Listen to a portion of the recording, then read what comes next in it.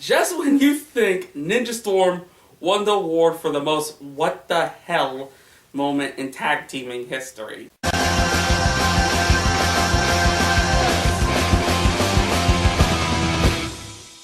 Hello everyone, Rasa here. Welcome back to the Power Ranger Ninja Steel vlog with the episode Helping Hand. This one's heavily focused on Sarah. Well, it starts off with Sarah and Preston riding on her hoverboard until there's a malfunction with the battery. So she decides, I'm going to fix my hoverboard for extra credit in shop I'm going to go with. I don't know it. I'm going to go with shop because of the fact that Mick's the teacher. And we discovered that Sarah's mom's an inventor. Problem is, while Sarah's mom basically inventing an instant quick breakfast idea, she basically has a helmet on, and every time she just says a food product, it just comes to her mouth and she just takes a bite or drinks it. Sarah basically knows that her hoverboard's battery can't get any stronger, so she gives up, but her mom wants to help. At that exact same moment, we get introduced to the monster of the week, Force Fear. They're really trying hard with these names. He's a monster who has the power of shielding. Nobody could go through his attacks, while at the same time, he has those two cannons shooting at you. So he can shoot you all you want, and you can't hit him back. Though I question, because of the fact that he forms a purple brick wall as its ultimate force field, what happens if someone jumps over or shoots a little bit above, would it still just bounce off or is it just goes through it? Just go through. I don't understand the logic of the force field. I'm just stating. Well, over at the shop class, Victor and Monty introduced their metal detector / magnet. Basically, it attracts metal and pulls it over to them. Which works too well when it basically pulled a pile of metal, burying them. They got out alive. While for Sarah, she was about to explain that she didn't do her extra credit report, and her mom shows up with a souped up battery pack that she put on the hoverboard, giving it more of a 10 times power boost, which literally not exploded. It broke the hoverboard. The battery was too powerful. And because of that, Sarah basically was angry at her mom because she didn't need the help. And then comes the battle because Force Field's attacking. They come in, they're ready to fight. Force Field releases the Kudabots, and Brody uses the Battleizer. And at the same time, Preston and Levi are fighting Force Field.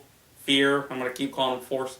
Okay, I may just call him Force Field for a mistake, but you still get the gist.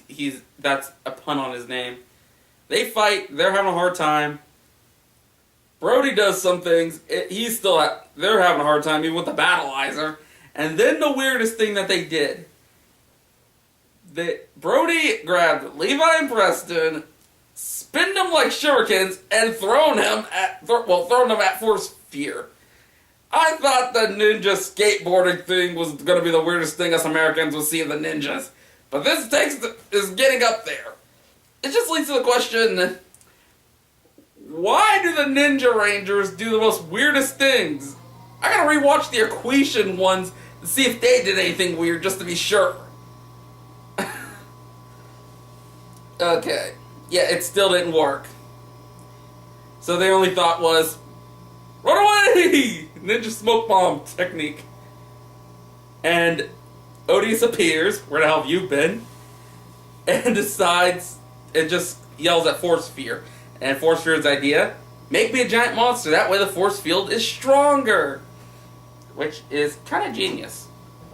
The Rangers hear about this, and they're trying to think of an idea how to stop them. They know that They can't even do their best move with a battleizer. And the Prism Star, which even I forgot about it, revealed to them the way to win. Fuse all 3 Zords. And lucky for them, they only had enough metal to make 1 more Shuriken. The only problem is, the only way, if they need more power, they have to melt their old power stars and basically make new ones. Best suggestion? Destroy the motorcycle stars. I'm being honest. They don't really need the motorcycles since we got like 2 rangers who have cars and 1 rides a hoverboard. Well, it can be fixed by them, but still. You got 2 with vehicles and 1 with a hoverboard. You really don't need motorcycles. I'm being honest. So you can melt the motorcycle ones. Throughout this whole time, they are getting to work, trying to make the final Shuriken, while at the same time, locate in space something like Ninja Steel metal and harvest it. Which Redbot's basically doing a decent job. He made the Shuriken. They throw it at the prism, and it just bounced. Okay, it was just funny. It just bounced and didn't work. Sarah basically freaking out, saying why didn't it work. So jumps on Redbot's back about the whole thing. And when Redbot apologized, this thought's hitting her head. It's like, just like how my mom is. I'm dreadfully sorry, Redbot. I didn't mean to jump the gun and all that. Which is understandable. So, and they decided, wait, maybe if they supercharge the Shuriken, using her mother's battery pack to charge up, well, basically conduct the metal to make it more, supercharge the metal just to fling it into the prison. Okay, I don't understand that logic. Okay, anyone who's more into like the science majors and all that stuff, if you guys are watching this or anything, the supercharging metal will still hold the electric charge even when you remove the thing off. I'm just asking.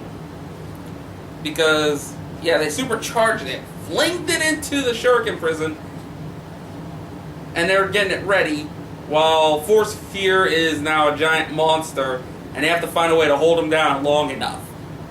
They bring out the Fire Lion Megazord, and it's still not doing a good job. It is losing. I mean, it fired its 2 Shurikens, and it just like bounced off and hit it. They come in with their Zords, and the Shuriken Star was ready. They launched it, and they finally used it, fusing all 3 Megazords, which turned it into a mobile tank. Well, it's an idea. They basically just took the parts of the Rodeo Zord, made it more like the jet boosters and guns. The main Zord's basically riding on it, and the Lion's Zord is basically the tank carrier. It's something. What would you usually think when you think 3 Zords combined? Well, yeah. Then they decided they were shooting up Force Fear while he has his barrier up, and he's shooting them back. Which, they show them basically fighting on the middle of the road, and my thoughts is, so nobody on that street's noticing 2 giant beings fighting each other, or they're just like, oh, so there's a giant monster battle going on. Hopefully none of the debris will hit me. I'm just thinking, what the hell's going on in the city? Yeah, they bust through. Brody jumps out of the tank, has the Robo Red Zord jump out the Megazord, and Brody jumps off the Zord, cuts the tank, the cannon parts of Force Fear's things, which, did they really need to do that many launches? And and he jumps on top of the Megazord, just showing off, in some weird way, as they basically finish off the monster. Doing the traditional, I'm a fire in my laser. For what happens after it, they located a comet that has the exact same material as Ninja Steel, so they're good. Sarah apologizes to her mother, and they decide to work together to refix the hoverboard. And what was Victor and Monty doing? They finally had some use in this episode. That the metal detector magnet they had, they decided to increase the power because they couldn't get nothing but useless metal. They aimed it at the school. I don't know why Victor aimed it at the school. I think he was trying to steal the money off of people's pockets. And doing that, all the ninja shurikens got launched out the lab, piercing through walls, and Victor caught them with the machine. The first one they stole was the Astro Star, which I felt was more of they needed the Astro variation to go into space to get the star. I meant the comet. And then they captured all the stars. I think they caught the bike stars, the element stars, the final attack star that that Brody used on Ripcon, Zord stars. They caught a lot of stars, and at that exact moment, Galvanax and his minions come down, basically captured Victor and Monty, took the metal detector, and all the shurikens with them. The only difference is they do not have the main 6 that he really wants. And this is basically the second to last episode. No, it's not. Yes, baby, I know. I should have rephrased that last statement. It is basically the third of the last 3 episodes. Because of the fact they're doing the same thing like Super Dino Charge, the last episode for that series is a Christmas episode. I'm sorry, I understand the seasonal timing of where it's going to be, but still. Okay, so how I feel about this episode?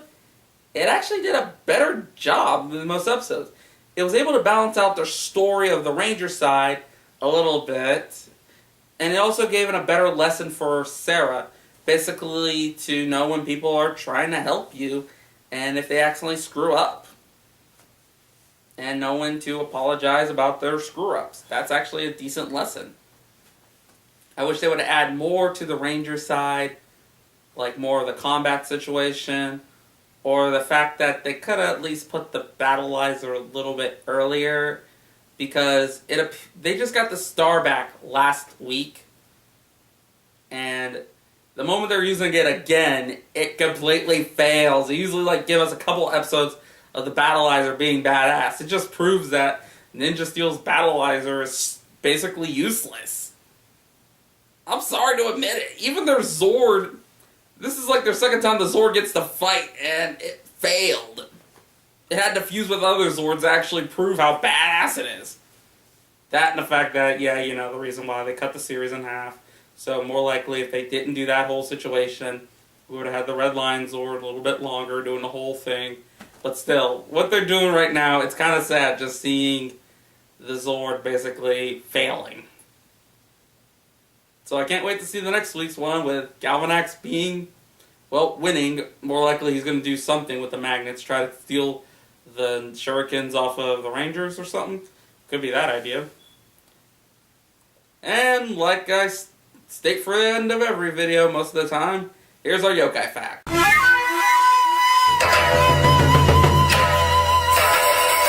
The monster of the week, Force Fear, is based off the yokai Norikabe, if I pronounced it right.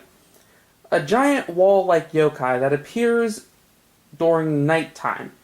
It basically is more of an invisible force field where people cannot pass. They can't go around it, they can't go over it, and they can't go under it. Basically, they have to take a different path when one's in the way.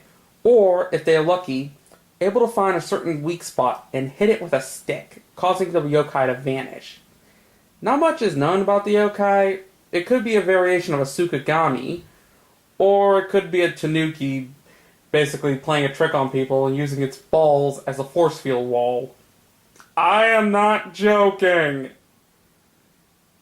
In popular culture, if you ever played the game Super Mario 64 and dealt with the Wumps, they're basically the prime example. They do the exact same thing, and their weakness on their back would also be another example. Hope you enjoyed this episode.